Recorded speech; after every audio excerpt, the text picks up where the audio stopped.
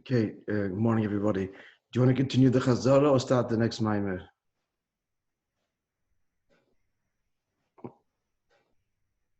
We basically covered it, the Teichen Advarim, but we can continue. Or to start the next one. What would you like? To finish it up. Okay, that's your vote. Anybody else?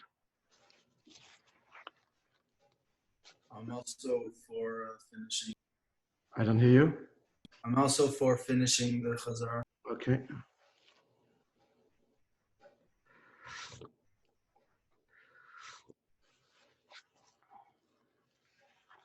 We were up to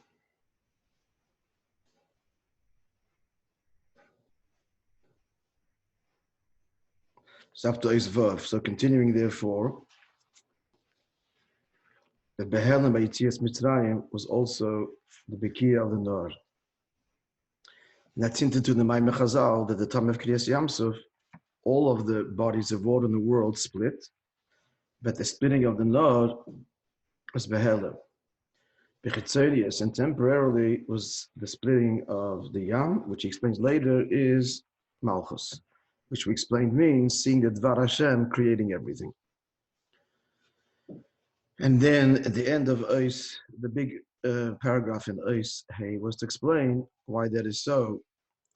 And then the Kudda is that Ishtarshalus is an integrated system, and the operative element that creates Ishtarshalus is Tzimtzum, from one level to the other, as he demonstrates.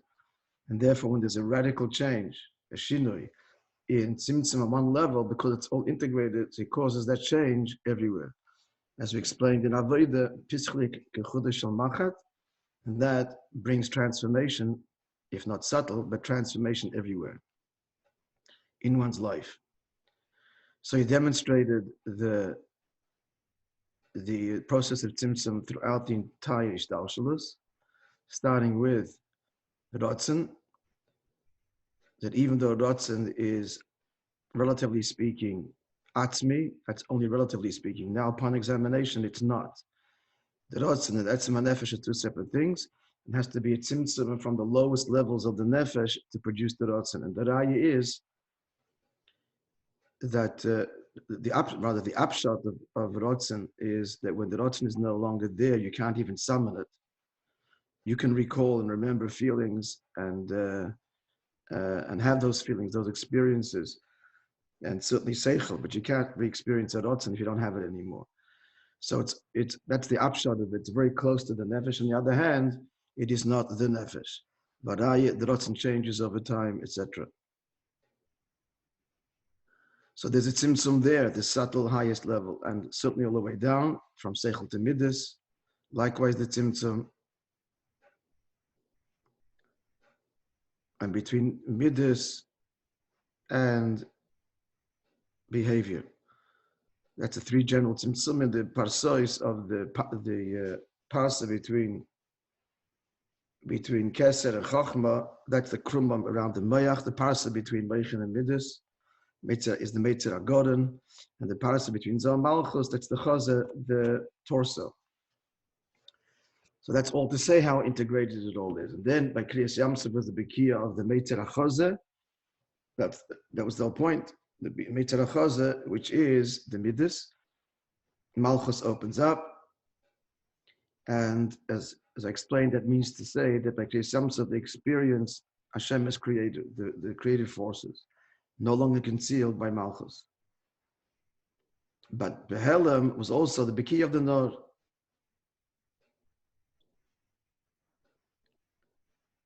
So this is all to explain. Was there also a Bekiah of the Nor with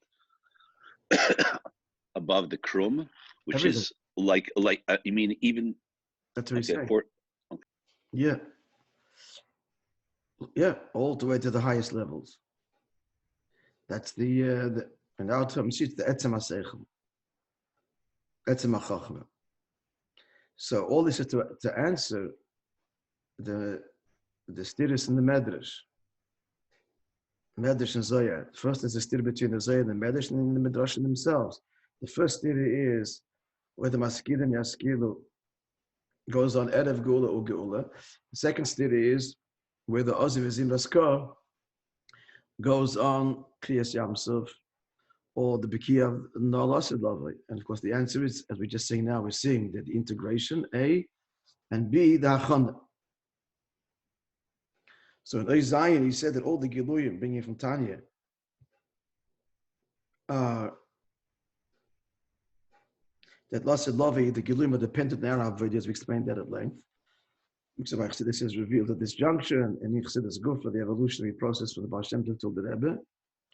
And hence the two Pirushim, the Maskirim Yasiru, the Medrash, that it's Erev, and the Zoya that it goes on, the Medrash says it goes Lasid Lavi, and the Zoya says that it goes on the Gili before Mashiach comes, because it's all dependent on our Avodah, and Avodah at any level has a ripple effect all the way to the highest levels. So this Achon is connected to this, to the point you said in the previous ois, that when the Avodah happens already now, it's already Behelem, it's connected to, sets in motion to, and it's connected to the final result of Gili Pnimius HaTorah, which we're beginning now. And likewise, that's the two Pirushim in Kriyas Yamsuf. Vani Oshiru Zecha. Again, that's the capital of that particular year. So whether it goes on Lasid Lavi or Kriyas Yamsuf, the answer is both. And this is hinted to in the very words Oziv Vizim Raskar, which the Medrash brings, because it appears in both places, in both Lasid Lavi and in the Kriyas Yamsuf, and he teaches that Ozi goes on Nigla. He brings the pasuk. It's a Gemara based on the pasuk. Oiz v'sushia, oiz nefesh alikis, and sushia the nefesh abahamis. But ka yud kevavke, that's nistaris, and nistaris that goes on Pnimius HaTorah, as we learned in the previous Maamar. So it's both in Yonim. Ozi now Nigla, and then v'zim v'raskar Lasid Lavi. So both stages, both Kriyas Yamsuf, which culminates in Matan Torah, which is Nigla, and Yud Kei, which is Lasid Lavi, are in the very same pasuk. The difference being that the Gili of Pnimius HaTorah is Behelem, and by Matan Torah, and then Erev Geula starts the Achana of its revelation, culminating in the Biki of the Noah, the Geula, where it's fully revealed, the Yid of Nistaris, and not Stam Chacham, but even in a way of Re'iyah, and not just Chachma, but even the Etzem of Chachma. And so that which the Arizal experienced then will be the permanent experience of every Yid. I'm not going to repeat what I said yesterday. L'chayra, it is even more than that, but Akapanim, that's what the Maimon speaks here. Okay, so that is the overview.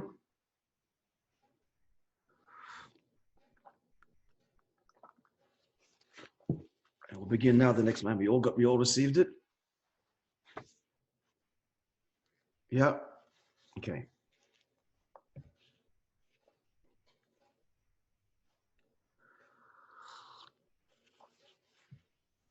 We're starting. Sorry, we're starting a new mimer now? Yeah, right. It's all posted. Sorry, where? On the chat? On Verbringen and Chassidus, on both chats. Okay, thank you. Yeah. Hier bij je Hashmini, so Shabbos Pasha Shmini, Mevorch Machedesh Ir Tov Shin Chaf. Hier bij je Hashmini, so it's the 8th day, Kodem Moishe L'Aaron L'Ziknei, V'Levon V'Leziknei Yisrael. So Moishe called to Aaron and his children and to the elders, and this is Chodesh Nisan, the 8th day following the 7 days. Shivin Simei HaMiloyim, the 7 days of literally filling up or instruction. And Moishe Rabbeinu did the whole Avodah and instructed the Koyanim in the Avodah of the now erected Mishkan. So it was on the 8th day, because of a Kli Yokar, so the Kli Yokar explains as follows. The Hashmini, it calls it the 8th day. So 8, of course, follows 7. So by calling it 8, it's apparent that the Torah is connecting this day with the days previous. But that's problematic because it's not so. The pasuk says that Shivas Yomim Yimali Es Yadchem. For 7 days, he, Moishe Rabbeinu, will fill your hands, the Kohanim, instruct you, educate you. So this is not continuing. It's not continuing the Shivas Yomim. It's something else entirely. It was the end of the chinuch, of the preparation, and it was the day the Shekhinah was nizgala. So why is it called? It called the 8th day. In Mevayer, so explains the Kli Yakar, shehutzach litin tam lekach, because the pasuk felt compelled or is compelled to give a reason. Why did it happen on this day? Why not day 9, on day 6, day 5? Why dafka this day? So the pasuk is saying the Hashmini, because this day is the 8th day, this unique property to the number 8. This is what causes a very intense and powerful kedusha. Why? This is all the Kli Yakar. The number 7, wherever it's mentioned, is chayil, is profane, unholy. But the number 8 is associated with kedusha. Like it says in the Medrash, it says,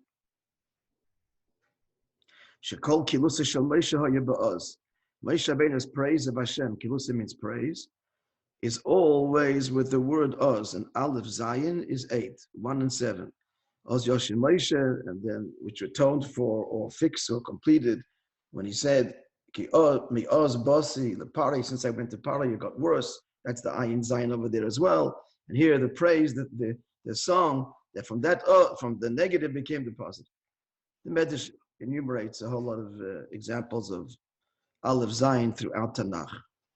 At any rate, what's the inyan of Oz, Aleph Zayin, says the Kli Yakar. I'm sorry, this is the Medrash, Shmiני.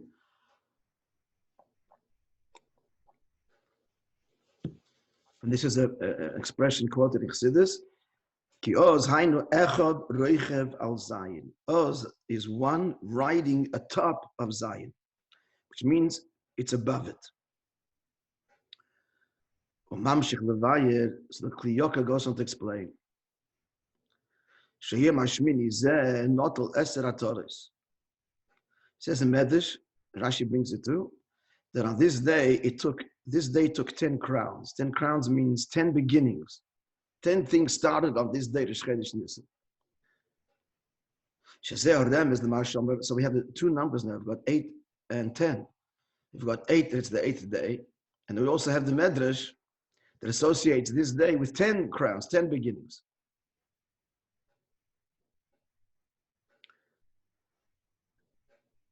Like at the beginning, as he goes on to say, it was Sunday, the first day of the week, it was the first day that the Kohanim served, the first day the Shekhinah came down, and so on, 10 things. The Kli Yakar continues, so now we're talking about 8 and 10. Their association is hinted to in the following Maimar Azal. That Kinder Shemaisa Mashiach, the harp, which is over the Melech will play on, for Yemaisa Mashiach, Shmiני will be of 8 strings. We shall Ilam Haba, and of the world to come, like Tchias HaMeisim Asodanim in 10. Rav Sham Baruch explains there in Kli Yakar at length the association between the 2, 8 and 10. End of Kli Yakar. Summary, the Kli Yakar explains on the one hand, we find it startling that it should be called the 8th day, but it's not a continuation of what had been done prior to that. On the other hand, yes, because Shmini goes on Kedusha, and that explains why, Dafka on this day, the Shekhinah is revealed. And there's also association with the Eser Atoros, the 10 crowns that this day took. And hence, Losid Lovi, there are two kinners, Yemesa Mashiach and Elam Haba, one of 8, one of 10 strings. Tzarich Lahav and Rebbe Shaila.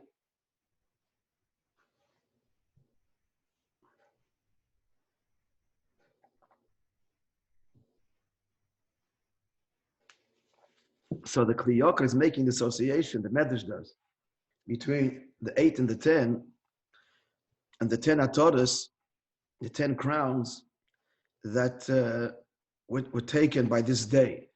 If you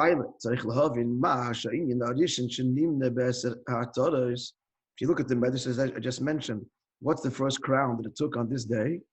Because that was a Sunday. Chodesh Nisan was a Sunday that year. Horishan L'Maaseh Bereishis is the first day of creation. So the Rebbe Shayel is, what's that doing in this list? It's a contradiction. That is not the Sheminih Eser Shleimus, but it's part of the 7 days of creation.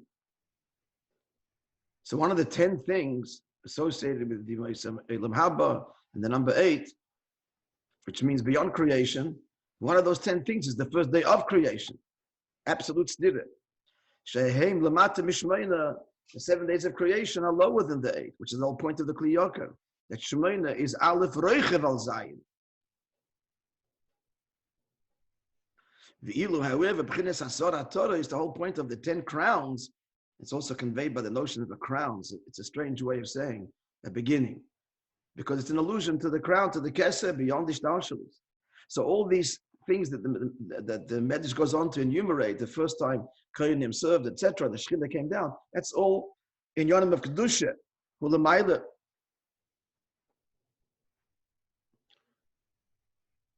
Hulamayla Mashmini, that's all higher than Shemina, higher than 8. Because there's 8 and there's 10, so it's even higher than Shemina. Never mind, it's higher than 7. It's higher than Shemina because it's associated with, as we said, with Elam Haba, which is even beyond Yemei Mashiach. So now we're going beyond, and the beyond, we're talking about the first day of creation. And higher than 8, which is already beyond. So how is this in the list? It's the first day of creation. The question is clear, guys, yeah?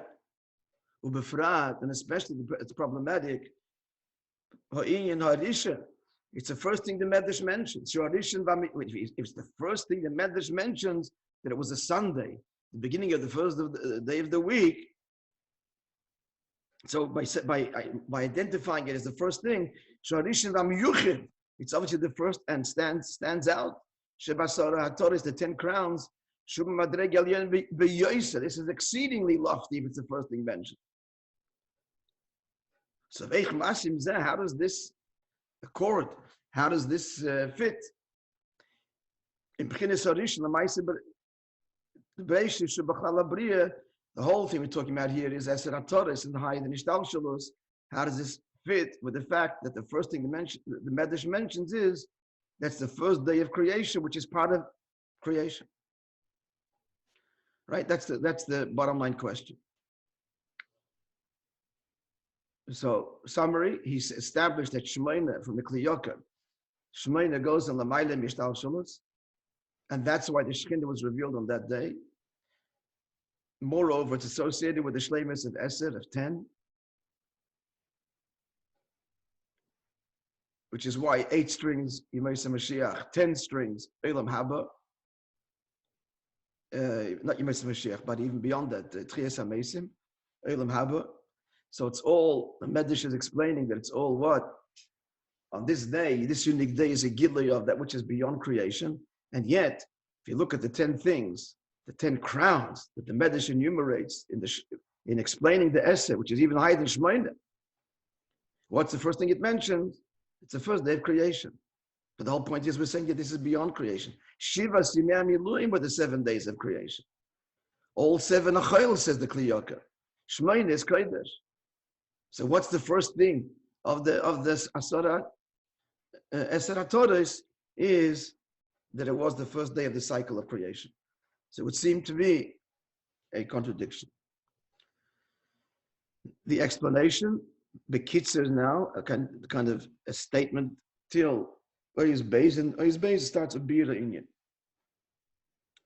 Ach Inyan ho, but the matter is as follows. The first day of creation, Hoyseh by Maila, Yisera had extraordinary Maila. Rashi brings it from the Medrash. Shehei Rabbi ha'oy shenivra b'yom rishon. On the first day of creation, there was this unique light. That he could, with this light, he could see from one end of the world to the other. That's the Lashon HaMedrash. The Medrash goes on to say that Hashem saw that the world wasn't worthy, so he hid it. This is all in the Yukim and the Psukim. That this first light what happens to it? The answer is it's gone. Because of its great maila, gonza, he hid it. Says the Gemara, the tzaddikim for the tzaddikim, la'asid lava, who in the future, when Mashiach will come, will benefit from this great light. That's one pirush. So it comes out that the light that was revealed on day one, in essence, it's really the future light. And this is a revelation which is hiding in the Tzimtzum. And that's what's hinted to in the Rishalmi. What did Hashem do with this light? This is dealt with in the Medrash and Gemara and Hashem Tev. As we'll see, what did the Rishalmi say? Shivdiloi la'atzmai. Hashem separated and took it to himself. Rabbi, are we talking about the light that the Torah says that I don't remember the pasuk, but he said that he put it away? Yeah. This is the light that he created. But Adam Arishon was born on the 6th day. Yeah, he was born later, so it was hidden later. It wasn't hidden on the first day. Right, but I think from the Chumash, I think it was hidden like before the 6th day. I have to look at it. I'm not sure. I'm thinking the same thing as I was saying it now. Also, everything in Rashi. Everything was created on the first day, according to Medrash as well. No. Who, Adam? Yeah, but in potential, it could be. It could be Pashup Pshat is he could see. A person could see with it, not that he actually did. But the lashon is he did. Okay, I'll look at that.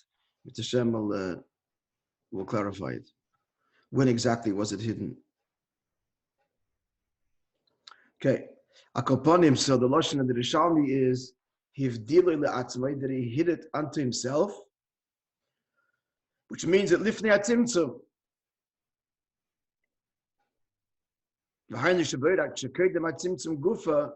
So what does this mean? He separated it. He separated it to himself. Now we're talking about an oil we just established, which is hiding the tzimtzum. So this means in the oil before the tzimtzum itself, there is an external light which is connected to oilamus. And then there is the etzem. Now both of them are beyond creation, but the lower level is shaykh to oilamus. What did Hashem have dealing the atzmai kind of divided the light, which means shazen nemar have dealing the atzmai that the etzem already took to himself.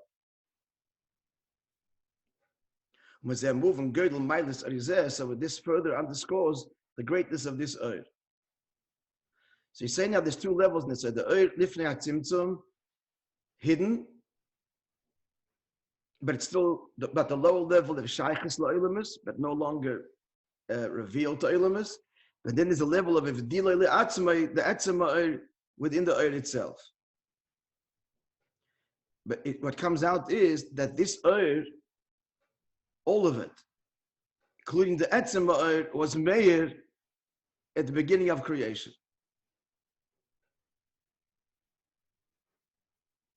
So it's hidden. It comes out that the hidden state, the statement that it was hidden refers to the which is shaykhus la'olam. That's hidden. If dilei li'atzma is the etzma, which explains the stira. Did he hide it or did he divide it and take it to himself? And what does it mean divide? So now we have the answer. The diak of hivdiloi, that in the oil if there tzimtzum there's two dargas. The oil shaykhus la'olam is that's hidden. And if the etzema Hashem takes as it were unto himself, but all of that was illuminated, was revealed on Yom Bereshit. And notwithstanding its loftiness, this oil, including the etzema oil, was revealed on the first day of creation.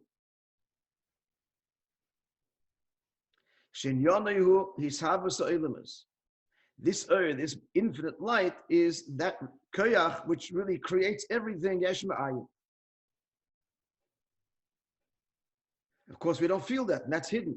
But that was revealed. In other words, at the outset of creation, creation felt a complete bittul b'metzias to the earth which creates it, which is infinite. To create yesh ma'ayim is a koyach bligvul, koyach atzmi even. So this actually says to create davar gashmi yesh ma'ayim is really draws on cheka atzmos, and that's the etzema he speaks of here. So v'chein muvan gamkim b'negei l'mayim Baal Shem Tov. Now we'll understand also the Baal Shem Tov's commentary on this oir. V'heichan gonzoi, where did Eibishter hide this oir? B'Torah, in Torah. Which is why tzaddikim, some tzaddikim, Baal Shem Tov at least, are able to look in Torah and see this oir. Shagam being in Torah, in Torah also we find these two. We find two opposite properties, beyond Welt and in Welt, because in the Torah there is also this oir. Shari Torah, the Meilim Meilim is on the one hand, Torah is higher than creation.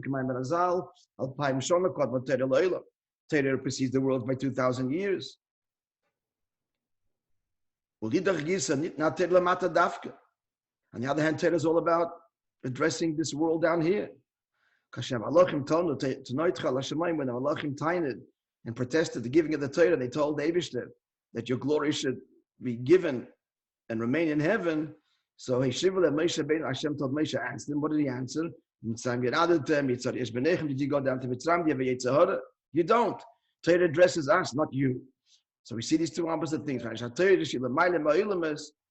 which is higher than the world, Nit Lamata, was given down here. The B'chinas Mitzrayim v'Yitzhahara Dafka, dealing with the Mitzrayim and Yitzhahara. That's the two inyanim in Torah. There's the oir in Torah, hidden in Torah, that which is higher than Oilamus, completely.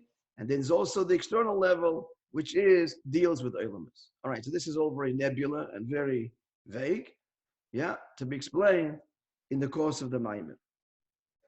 And Blineder, so we'll get clarity. I'll post it on the WhatsApps, exactly when, if there is such clarity, when this Eir HaGonos, this Eir was hidden. Okay, we're clear in the outline, basically, yeah? Yes? I'm sorry, I'm just in my head, I'm thinking Torah was created 2,000 years before the world was created, and yet Torah talks about events like eating of from the tree of knowledge. So all of this was already preordained before it even happened. So it was meant to be then. Not exactly. First of all, it's a good question, obviously, and it's not the subject of the Maimon here, but I'll address it for a moment. So first of all, the 2000 pre-creation property, that's that Eir was speaking about. And the stories, that's the external level. So there are two properties in Torah. You follow? Two levels. One beyond creation, and the external level, the stories, etc., that describe and are engaged in part of creation. Clear? Yes. Okay, number one. Number two, I'm just going to add the following, that even the very oisias, the very letters of Torah, also precede creation, actually. So your question is, how could that be? So the whole story is being predetermined, that, and not only does it seem to preclude free choice, but which means that all of the sins and everything that happens that the Torah records are all written, scripted before. So what does this all mean? So one of the explanations is as follows, that the very letters and words of Torah have infinite layers of meaning. So to take one example, the word paroi. Now the word paroi on a simple level refers to Pharaoh, the nemesis of Moishe Rabbeinu. But that same word paroi the Zohar says, means to peel back or reveal. It's a word that's used in describing the act of circumcision, where the membrane is peeled back. So the Zohar says that Pare goes in his Periyo Kol Dahirin, the revelation of all the loftiest lights. And even the word Rasha, which means wicked, also means exceeding. Exceeding. So on the simple level, it's exceedingly bad, but it can also mean exceedingly good. So therefore, what I'm saying is, the way Torah is written up there, it's purely this, every letter and word is all Hashem's names and divine revelation. And here's the thing, depending on our behavior down here, how will those words translate down here? Will those words mean Kedusha or not? You follow? So even the words themselves, written as it were before creation, it's these same words, but there it's all profound revelation, which explains another thing. It explains that after Mashiach comes, so the sections in the Torah, for example, which deal with curses and punishment and sin, which is so much of it, and there's no longer any Yetzer Hara. So what's the relevance of all of this? I think most of the Torah deals with not most, but a lot of it with failure and punishment and so on. Certainly many of the mitzvahs, all the negative prohibitions. So what's the relevance of the negative prohibitions? No one's going to want to kill or steal, etc. And the Torah is eternal. Same answer. Then we will learn the Torah and understand the curses and everything else as they are at their pristine source, currently hidden, but not really. Chassidus came, continuing the previous Maimon. Chassidus came along, and before Mashiach comes, and started to reveal already the depth of these very same words, as we're all familiar. The Alter Rebbe in Likutei Torah explains much of the Teichacha, the calamities on the external level, explaining them in their depth as incredible revelations of Elikus and connections to Hashem, etc. All right, so in answer to your question, yeah, even the words are written before, but these words themselves carry infinite layers of meaning, even opposite. They can mean something extraordinarily good or something terribly bad.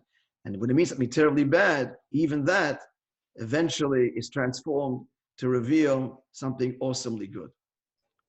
This is sounding like the last Maimar, where it's the etzem to the chachma to the bina, like the real etzem of what it is. Right. Yeah.